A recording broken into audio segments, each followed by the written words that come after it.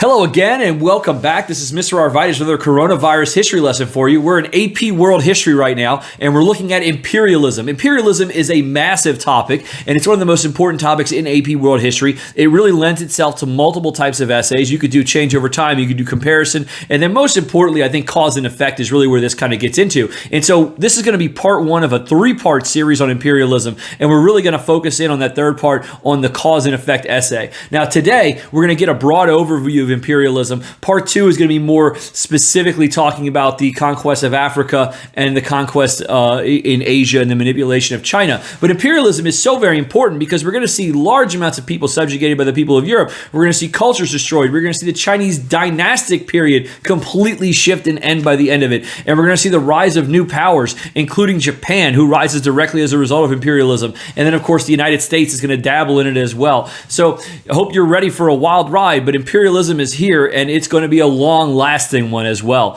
So let's start off from the beginning. And when you look at an essay that might come out of imperialism, again, I said it would be cause and effect.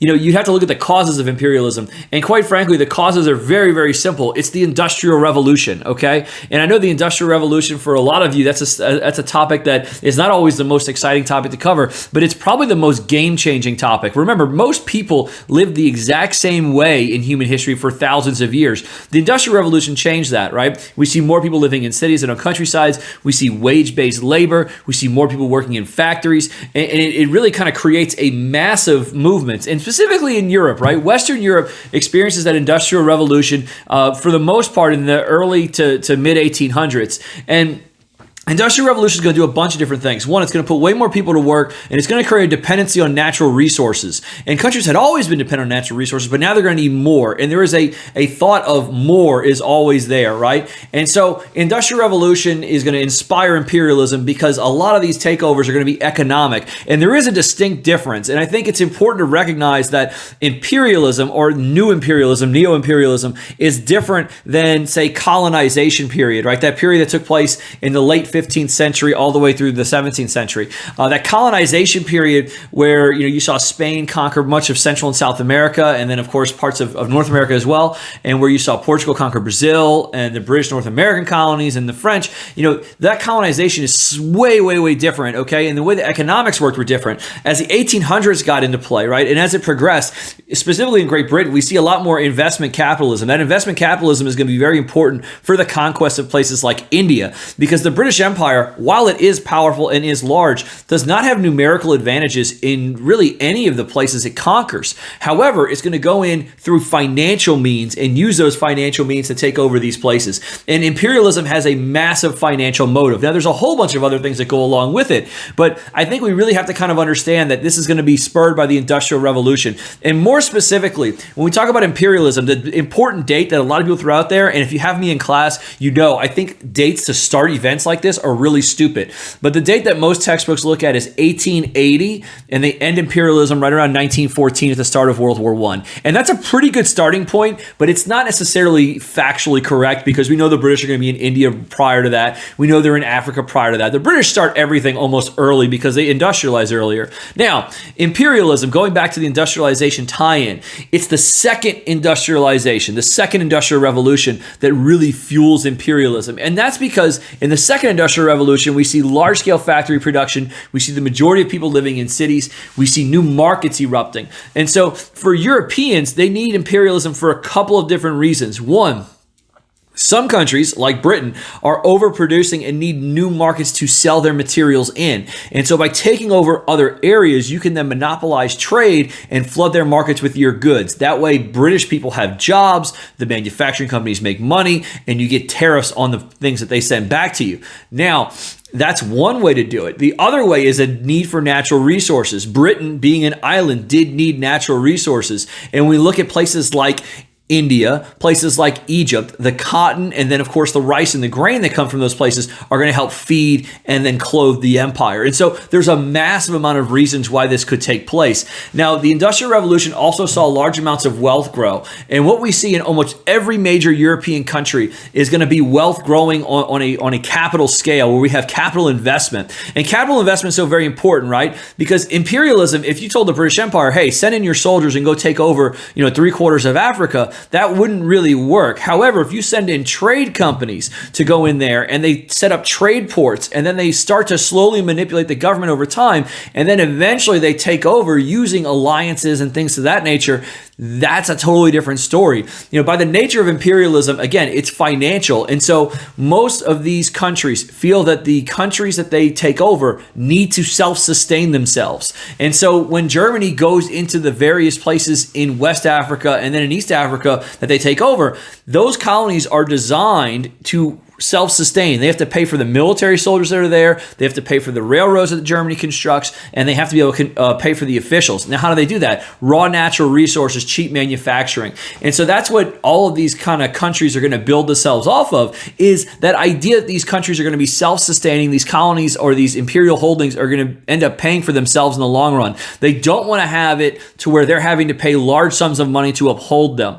And it's actually for that reason that Germany was very late to the ball game. Otto von Bismarck thought imperialism would not work because, he said in a famous meeting, he said, you guys are worried about the borders of Africa. But for me, Africa is in Europe. I'm worried about Russia to our east and France to our west. That is my Africa. Now, Bismarck would eventually change his tune a couple of months later, because imperialism is not just a financial thing. It's also about nationalism. Okay, in a previous lecture, I talked about the isms. Nationalism is a very important one to kind of recognize. Nationalism comes into the fray, and all of a sudden you have extreme pride in your nation. There's a belief that your way of life is superior to others, and that superiority is all about what imperialism is, okay? So imperialism, we talk about superiority, also goes into nationalism, and it goes into Darwinism. Darwinism, and some of you probably have learned this in science class, right? Theory of evolution and everything else, but Darwinism gets twisted on a social scale to social Darwinism, and then eventually eugenics.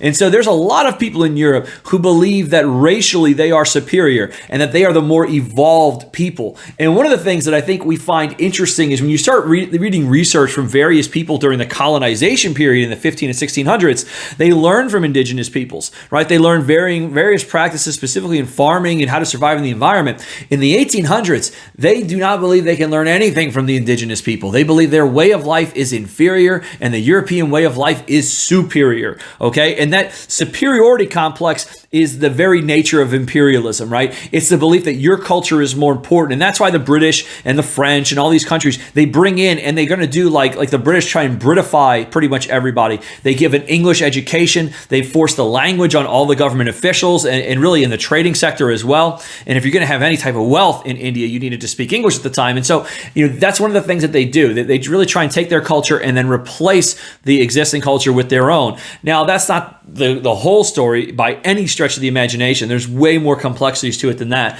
But the causes, right, that we're looking at, industrialization, extreme nationalism, and then social Darwinism. Those are your three major causes of imperialism. And it's really kind of easy to recognize those because you're going to see them all over, right? And you look at the political cartoon, The White Man's Burden, right? This is a soap commercial, but the idea is very much like out there that it's the burden of Europeans to bring civilization to these people in the darker parts of the world. Everything about this is racist, okay? Everything about this whole practice is dealing with racial superiority complexes. And so when you look at imperialism, yeah, you can get caught up in all the takeovers and the political intrigue and how they do things, but understand that there is racism at the heart of this, and it creates just ripple effects for years to come, okay? Years to come. And while, yeah, these countries do say, hey, we're bringing education, we're bringing this, we're bringing that, most of the time that did not occur for the average person in these societies. It did occur for the upper class,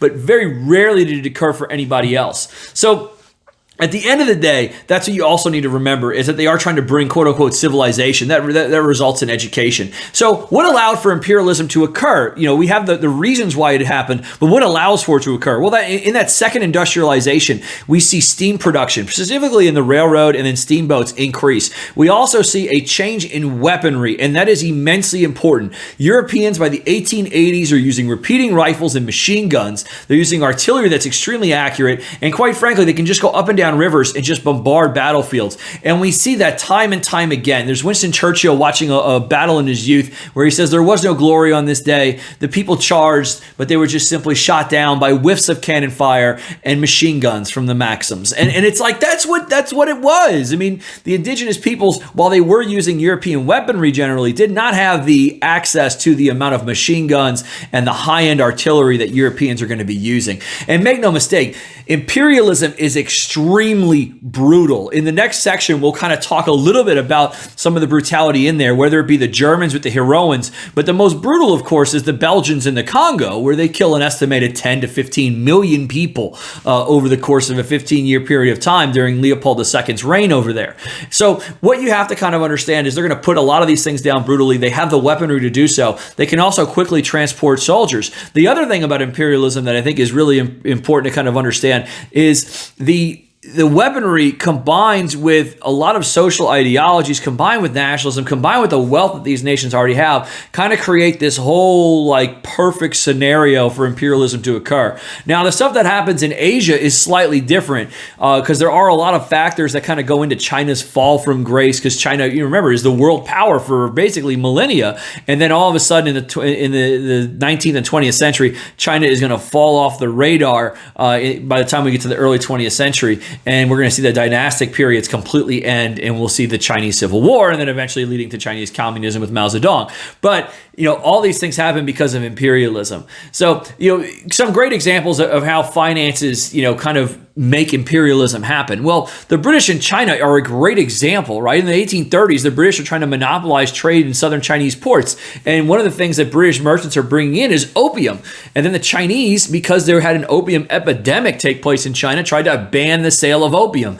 And the British essentially go to war over this. And that is the first Opium War. And there'll be another Opium War again. And then another little tiff with the French and the British kind of going at it as well. And all this is going to lead to China being defeated, having resources depleted. And then, of course, them seeing the, first off, legalization of opium, but the British domination of their ports, including Hong Kong, which the British take from China during that 1800s struggle. So that alone is going to cause China to really fall off the radar. Now, in India, we see something slightly different.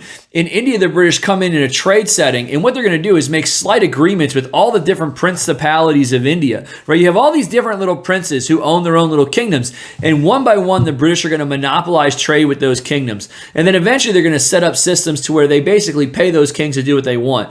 The British are really smart in imperialism, because what they do is they allow local leaders to still control, while the British oversee imperialism. They'll even employ Indian soldiers. One of the most, kind of malicious things the British do is they employ Indian soldiers to fight in a lot of these wars. And so the British aren't going to necessarily do that. The other big question is, how do Europeans have this many soldiers? Well, they have this many soldiers because there are varying degrees in which you can enlist into the armies, right? These foreign legionaries that go forward, some of them are going to be people from these countries that want an advancement in society, and so they fight for the French or fight for the British or everything like that. The other thing, Britain and France and Germany allow people to do this. If you were a debtor, if you were in debt, or if you had minor crimes against you, you could pay that off by serving in the military. And so vast numbers of people serving in these militaries are going to be from prisons from European states. And so I think that's really important to kind of get into. So as we kind of get in this, the other thing you have to understand, so we have causes, we have the nationalism, we have the Darwinism, right? And so we also have the extreme militarization taking place from European powers. And then there's also the competition factor, okay? Europeans are going to compete with each other abroad, and they're going to compete with each other economically. The idea is that you can outtrade your opponent and eventually cut people out of varying degrees of trade. And so that's really what the colonies are there for. And it prevents large-scale war in Europe, but at the same time, it's leading up to a large war, because imperialism ultimately is going to lead up to World War I. I'm going to leave you on this. If you're unaware of how racially motivated imperialism is, you have to just simply look no further than the Paris Fair of 1900 or in Berlin in 1898. And what they did in both of these different places is they set up exhibits of African territories that they had conquered, that their empires had conquered. And they set up villages. And in particular, they set up one, Cairo, right? Cairo in Egypt. And they made it look like it did not have a major city. It was dirty, it was desolate, it was outdated. They made everything look primitive, and they made the people dress with next to no clothing. And people paid to go observe it like a zoo. And that's because that's how Europeans viewed a lot of these people. They viewed them as animals. No Europeans cared when the Heroans got massacred by the Germans. However, when the Boers in the Boer War got massacred in concentration camps by the British, people really cared in Europe. But that's also because the Boers were white. Next time, we're going to talk a little bit about the conquest of Africa and India and Asia specifically. So tune in next time for episode 2 of Imperialism. Take it easy, guys.